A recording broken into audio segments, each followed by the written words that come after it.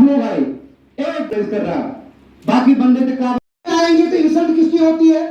उस को फोन कर कहीं बोलता है कि मुझे क्या हम मुलाजिम मैं अपने डिपार्टमेंट मेरे एडमिनिस्ट्रेशन से पूछिए। हालांकि 1 महीने तक वो मुझे कह रहे कि एडमिनिस्ट्रेशन सबके ले लो, मैंने कहा मुझे जरूरत नहीं है। फिर में बहुत फूज है, अभी मुझे तिवारी साहब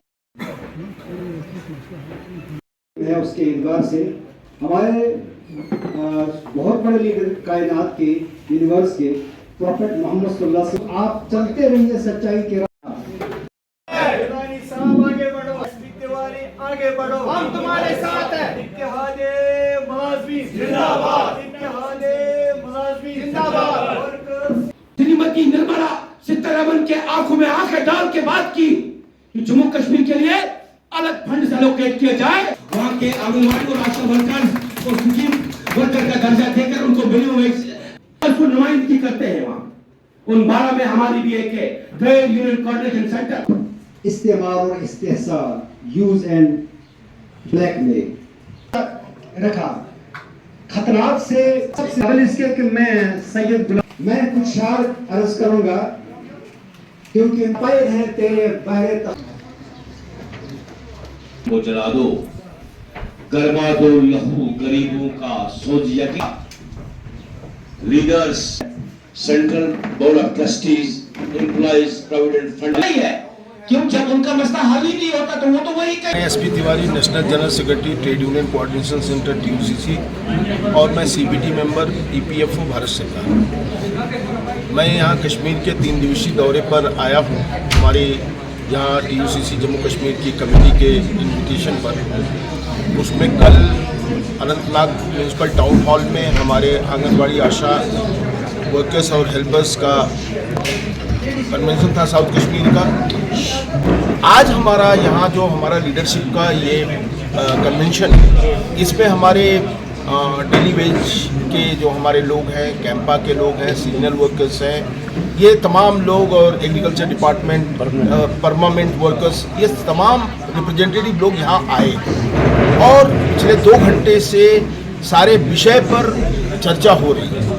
खास करके जो चर्चा आज के दिन में है वो डेली वेजेस पर ज़्यादा फोकस था, जिसमें ये कहा जा रहा था कि वो 2500-3000 रुपये लेके काम करते हैं, और बहुत लोग, कुछ लोग तो ऐसे भी हैं जो बिना पैसे में काम करते हैं। तो ये तो एक तरह से गवर्नमेंट बॉन्डेड लेबर को बढ़ावा दे रही है। सरकार, हमारे इस देश में हमारा संविधान कहता है वी आर वेलफेयर स्टेट, और अगर सरकार ही वेलफेयर स्टेट का मामला छोड़ दे तो ये तो ह्यूमन राइट का उल्लंघन है कि आप काम हमसे पूरा ले रहे हो और हमको तनख्वाह 2500-3000 और बिना पैसे से हम काम करवा रहे हैं। ये बात एक डेमोक्रेटिक कंट्री में बर्दाश्त नहीं की जा सकती। दूसरा विषय ये है कि बहुत सारे वर्कर्स जो लंबे समय तक पेरिनियर नेचर में सीजनल वर्कर्स के रूप में काम कर रहे हैं, तो मैंने पहले उनका डिमांड किया था कि भाई ऐसा है कि देश में कई राज्यों में ऐसा है कि उनको 9 महीने काम मिलता है, 9 महीने की पूरी तनख्वाह उनको मिलती है और 3 महीने का कूलिंग ऑफ पीरियड मिलता है।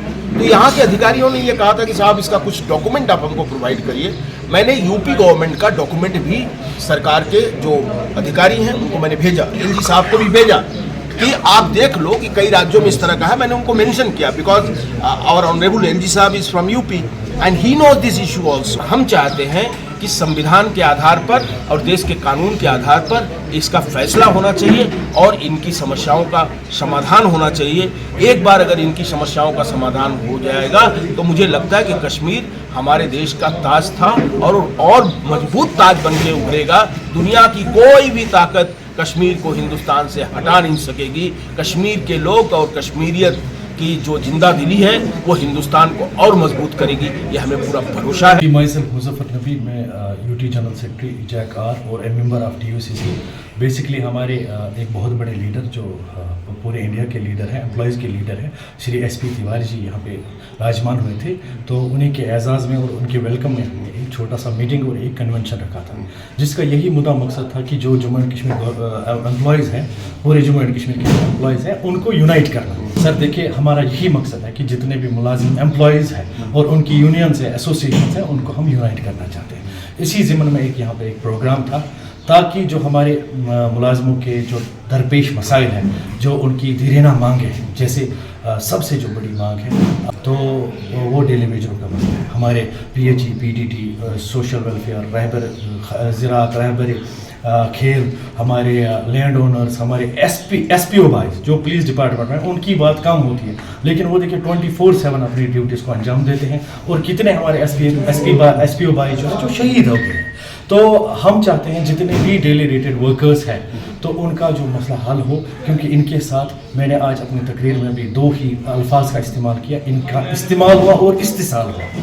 जितने भी गवर्नमेंट्स आई, जो पॉलिटिकल सिस्टम था, जहाँ कोई भी ब्यूरोक्रेटिक सिस्टम था, इन्होंने इनका अभी तक इस्तेमाल और इस्तिसाल किया, लेकिन इनका मसला जो डेली वेजर 25 साल पहले लगा था वो अभी डेली वेजर है और वो डेली वेजर ही मर रहा है। इसी तरह से बहुत सारे डिपार्टमेंट्स हैं, उनमें ऐसे मसले हैं, किसी में रेगुलर वेजेस हैं, किसी में इनको जॉब सिक्योरिटी है।